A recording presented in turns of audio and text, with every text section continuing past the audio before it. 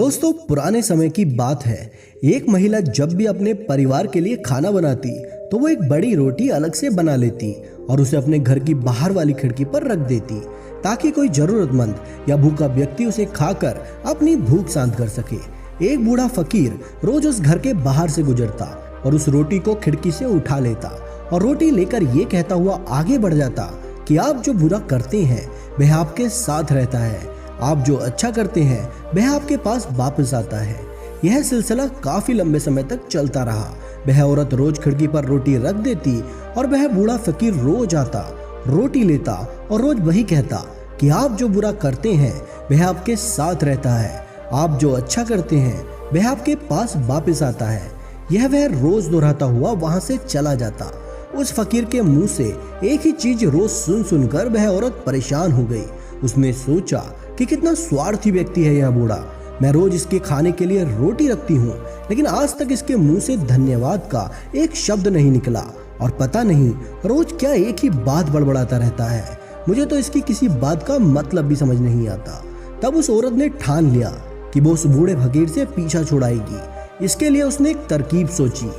उसने अगले दिन उस बूढ़े की रोटी में जहर मिला दिया। जब वह उस जहरीली रोटी को खिड़की पर रख रही थी तो उसका हाथ कांपने लगा। उसने सोचा, मैं ये क्या कर रही हूँ, यह तो पाप है। उसने उस रोटी को उठाकर चूल्हे में फेंक दिया। रोटी जलकर राख हो गई। उसने बूढ़े फकीर के लिए दूसरी रोटी बनाई और उसे खिड़की पर रख दिया। हमेशा की तरह बूढ़ा आया, रोटी उठाई और शब्द बुदबुदाए, आप जो बुरा करते हैं वह आपके साथ रहता है, आप जो अच्छा करते हैं वह आपके पास वापस आता है। महिला के मन में आए तूफान से अनजान वह बूढ़ा फकीर अपने रास्ते पर आगे बढ़ गया। हर दिन जब वह महिला खिड़की पर रोटी रखती थी तो अपने बेटे के लिए प्रार्थना करती थी, जो काम की तलाश में दूर एक नगर में गया हुआ था। कई महीने गुजर गए थे, लेकिन उसे अपने बेटे की कोई खबर नहीं मिली थी। वह रोज उसकी सुरक्षित वापसी के लिए प्रार्थना किया करती थी। शाम उसके दरवाजे पर दस्तक होती है। जैसे ही उसने दरवाजा खोला, वह अपने बेटे को दरवाजे पर खड़ा देखकर हैरान रह गई। वह बहुत ही दुबला पतला हो गया था। उसके कपड़े बुरी तरह से फटे हुए थे।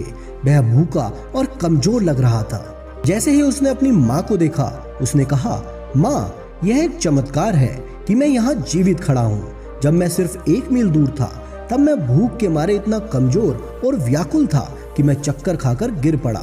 मेरे अंदर एक कदम चलने की भी हिम्मत नहीं थी, मैं मर जाता।